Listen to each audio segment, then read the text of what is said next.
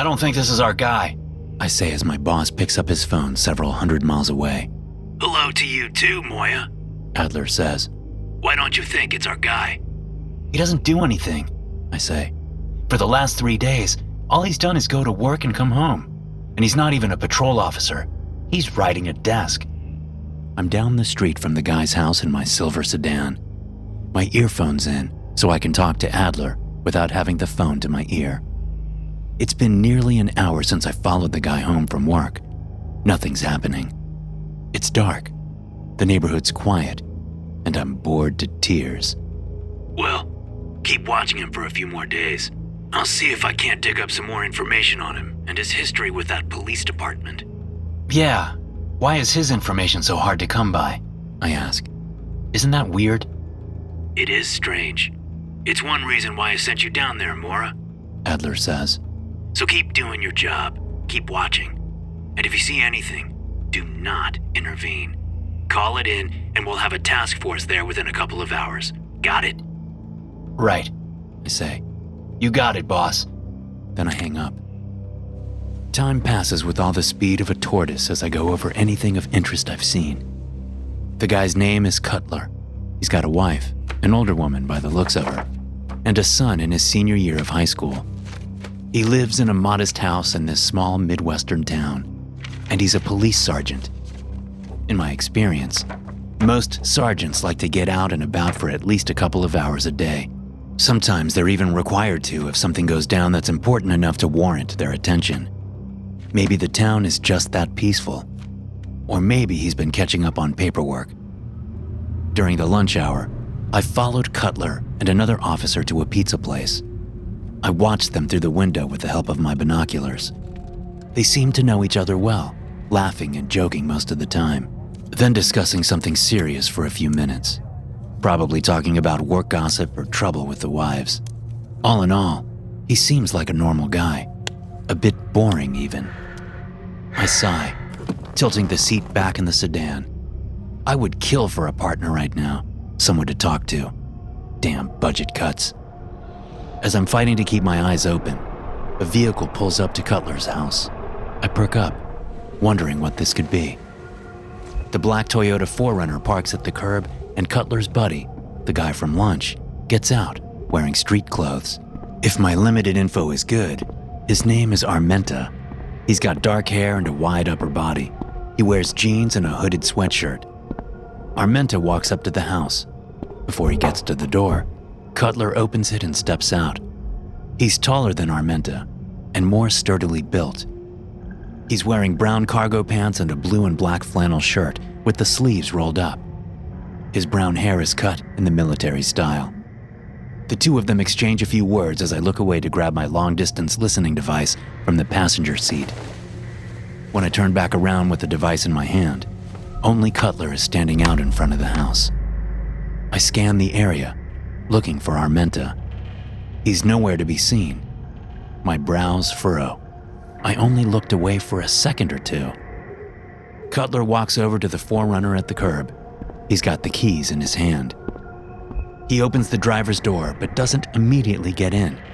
He pauses and looks over toward me.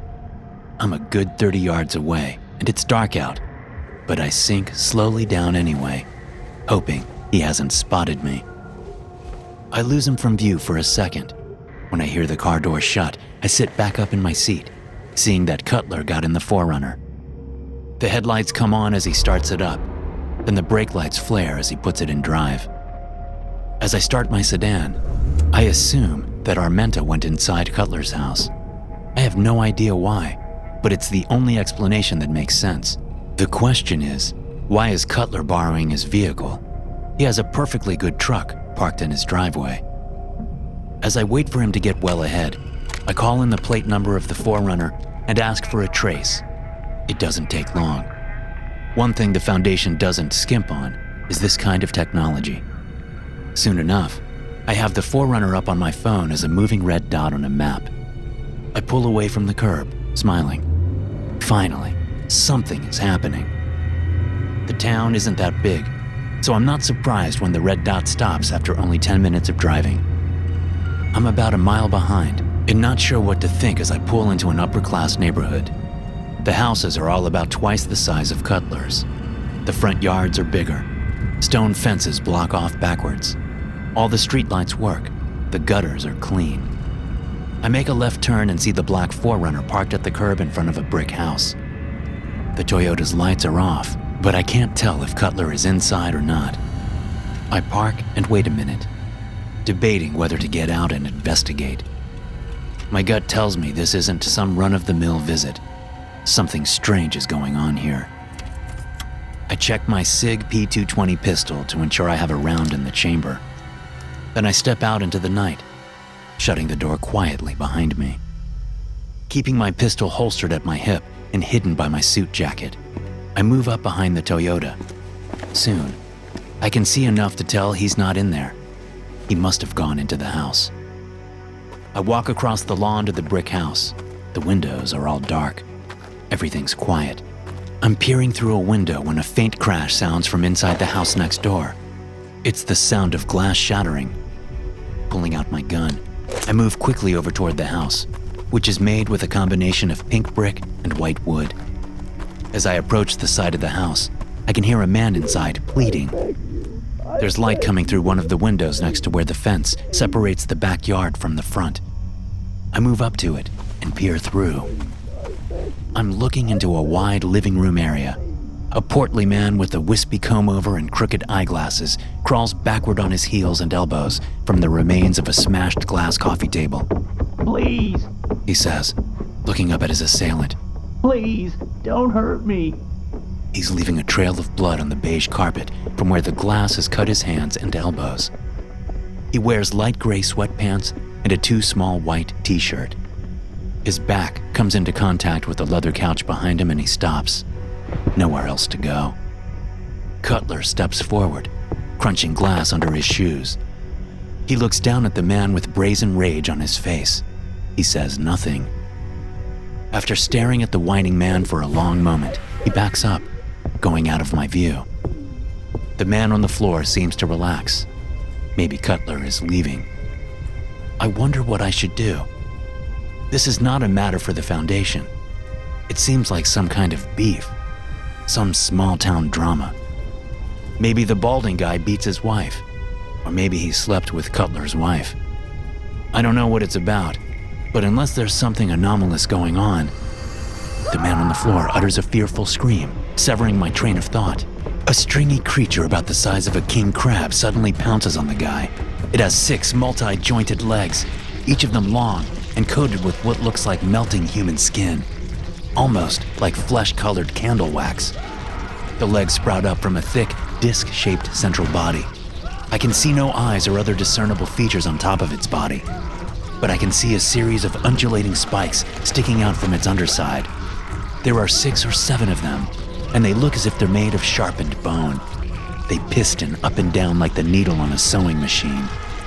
The creature lands on the man's left thigh and lowers its body down, jamming the pistoning spikes into the meat of his leg. He screams again, this time in pain. The creature lifts its body again, revealing a ragged circle of torn flesh. Blood spreads swiftly, soaking the man's gray sweatpants. The man swipes at the thing with one hand, but the creature jumps, easily avoiding the blow. It lands on his chest and immediately jams its body down over his heart. The man convulses as the spikes pulverize his ribs in a mess of flying flesh and splashing blood. After a few long moments of this, the man goes completely limp, dead. The creature lifts its body up off the chest and shifts position, sticking the middle leg on each side into the man's chest cavity. The 2 legs dig around inside him for a few seconds before coming out with the man's heart gripped between them. Using its 4 other legs, the creature scurries back down the man's body and onto the carpet. I shift position, moving along the window to see where the creature goes, and I spot Cutler standing there on the other side of the broken coffee table. His right arm is gone, missing. Nothing but a limp, half-rolled-up flannel shirt sleeve there. The creature crawls up his pant leg, morphing as it goes. It extends itself up into the limp shirt sleeve, filling it out and transforming into an arm. His arm. It only takes a few seconds, and when it's done, Cutler stands there, holding the dead man's heart in his hand.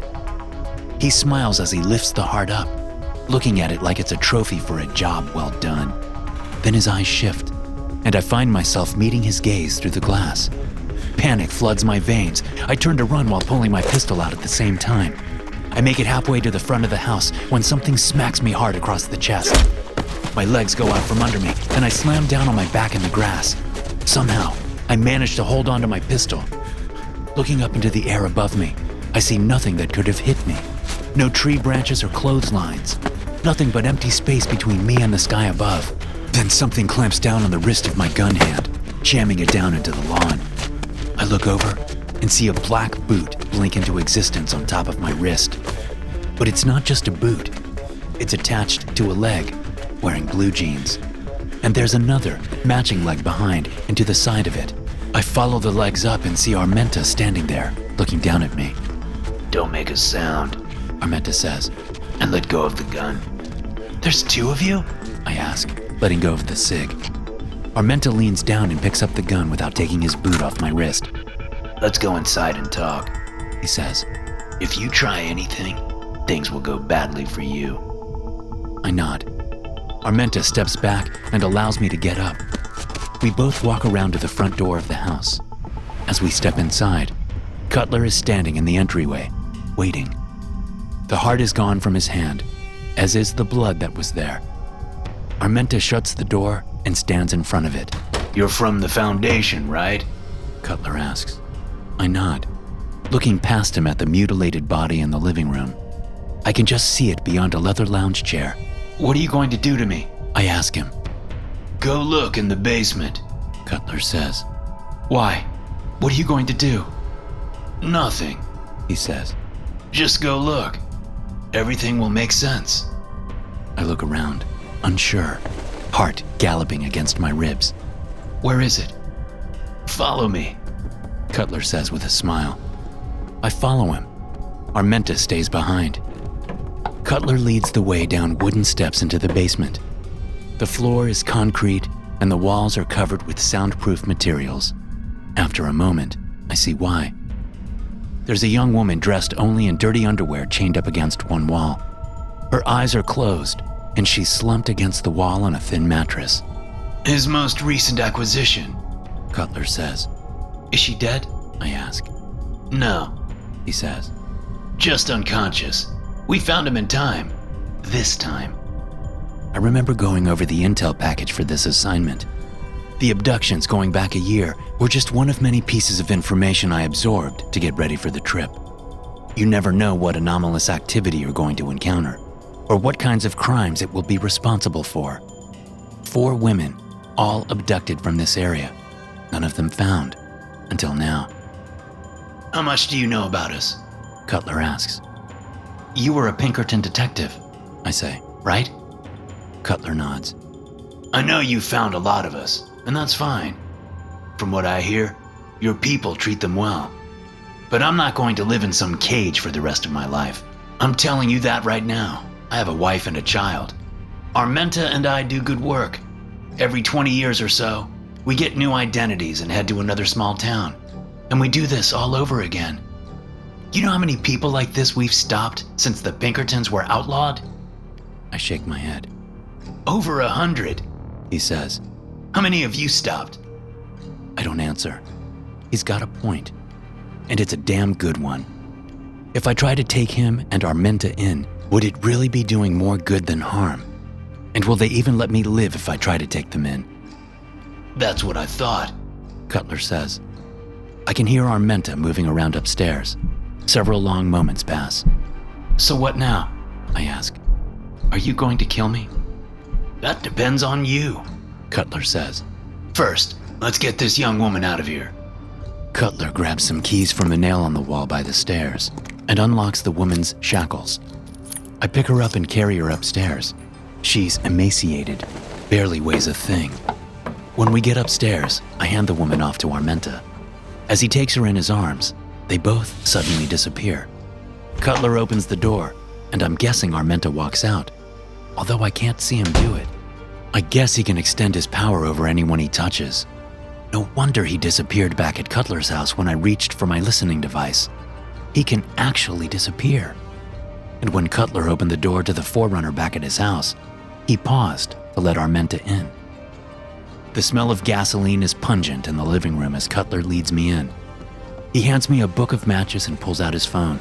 I'm going to record you setting this dead man and his house on fire, He says, so if you ever decide you want to turn us in, you'll have some questions to answer yourself. I look from the book of matches in my hand to Cutler's face. I won't turn you in. I tell him. Hell, we could use more of you in this country. Cutler smiles. Convince your bosses to let my old colleagues go then, He says. I know he's not serious. I shake my head. I rip a match out of the book and light it. Then I light all the rest of the matches in the book. I look at Cutler one last time to see that he's recording, and then I toss the flaming matchbook onto the gas-soaked floor. SCP-3155 is the collective designation for an estimated 200 anomalous individuals that originally worked with the Pinkerton National Detective Agency from 1883 to 1905 as a part of the organization's Anti-Anomalous Division. SCP-3155 encompasses various different age groups, socioeconomic backgrounds, political and religious beliefs, and varying levels of hostility. Due to the agency's lack of consistent record-keeping, it is currently unknown how many are still alive, or the total number of instances that worked for the Pinkertons. SCP-3155 instances often have anomalous abilities primarily focusing on combat, although there have been documented cases of instances controlling the Hume level within an area, effectively acting as a primitive Scranton reality anchor prior to its creation by Prometheus Labs. Other documented cases have shown flesh manipulation, psychokinetic control, and extreme regenerative abilities. SCP-3155 instances were originally employed by the Pinkerton Agency in order to supply the demand for anomalous guards and detectives prior to the establishment of the Foundation in 1899. Prior to Pinkerton, anomalous felons often had very little national opposition within the United States, primarily being handled by civilian or local law enforcement. These groups were often ill-prepared to deal with anomalous criminals due to a lack of training regarding extra-normal matters, along with insufficient information regarding the anomalous community.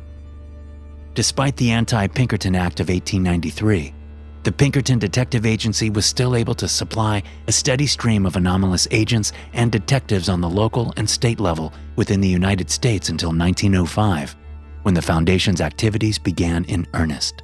Hey guys, thanks for listening. Be sure to subscribe to the podcast for more SCP stories like this one. You can also check out some more episodes from the SCP Experience podcast here. I'll see you in the next one.